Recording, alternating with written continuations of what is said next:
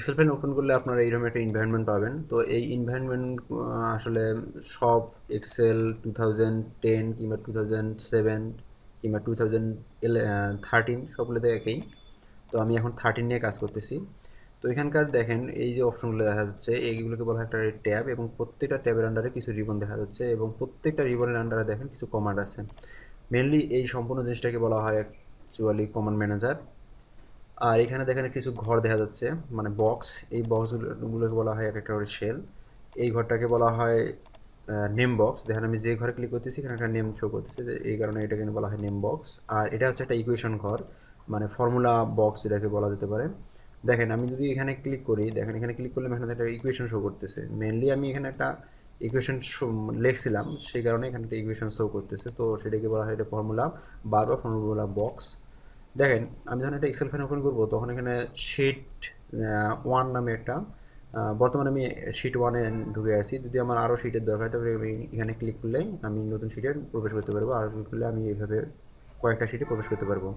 তো যারা 2010 নিয়ে কাজ করতেছেন তারা হয়তো বা দেখতে পারবেন যে এখানে অটোমেটিক 3টে শিট বিল্ট ইন থাকে, মানে করে দেওয়া থাকে। তো চাইলে আপনারা আরও শিট আনতে পারবেন।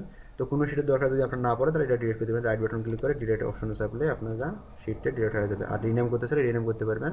এগুলো আস্তে আস্তে পরবর্তীতে আসবে। তো এটা হলো শিটের ব্যাপার।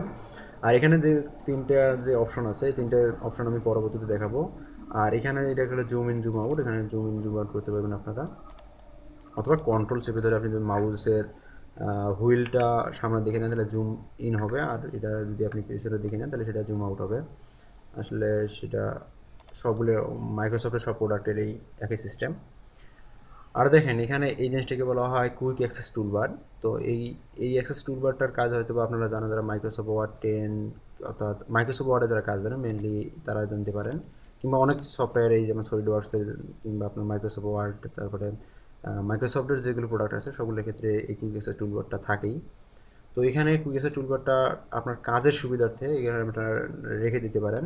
তো পরবর্তীতে আপনার কাজ করতে সুবিধা হবে। যেমন আমি নিউ যদি একটা ক্লিক করি, নিউ একটা মানে এটা এখানে আইকন শো করতেছে, আমি এখানে ক্লিক করে নতুন একটা এক্সেল ফাইল ওপেন করতে পারলাম। অর্থাৎ আমার এর জন্য আর এখানে দেওয়া লাগতেছে না যে নিউ এ যাবো, নিউ থেকে এইভাবে আমার নেওয়া লাগতেছে না, সরাসরি আমি এখান থেকে নিতে পারতেছি। এটা হচ্ছে মেনলি কুইক অ্যাক্সেস টুলবারের কাজ। আর কুইক অ্যাক্সেস টুলবারে যদি আপনার কোনো জিনিসের দরকার না হয় এখানে রাইট ক্লিক করলেই মানে টিকশনারে উঠাই দিলে আপনার এটা চলে যাবে।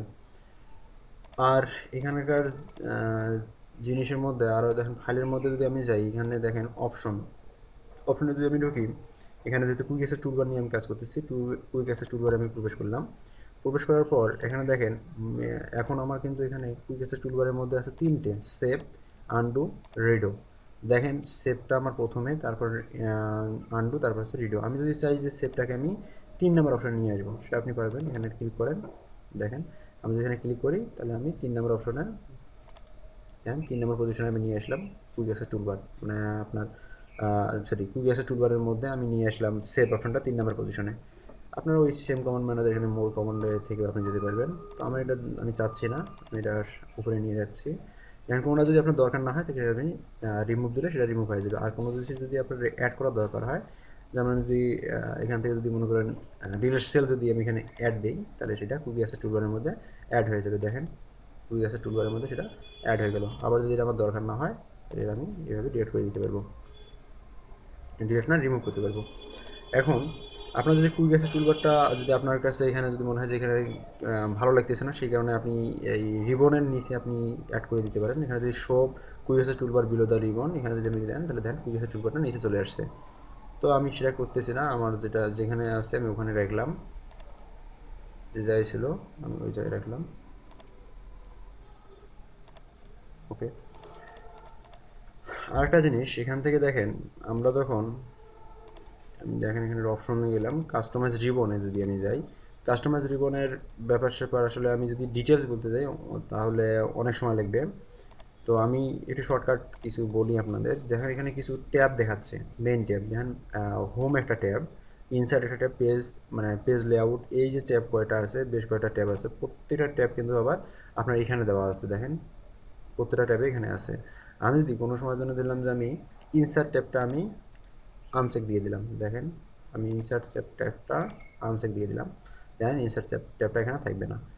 অর্থাৎ আপনি এখান থেকে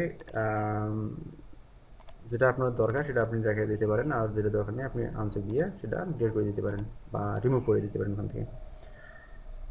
তো পরবর্তী টিউটোরিয়ালে আমি আপনাদেরকে এই রিবনগুলো কীভাবে কাস্টমাইজ করা যায় সেটা আমি আপনাদের পরবর্তী টিউটোরিয়ালে দেখাবো। তো থ্যাংক ইউ।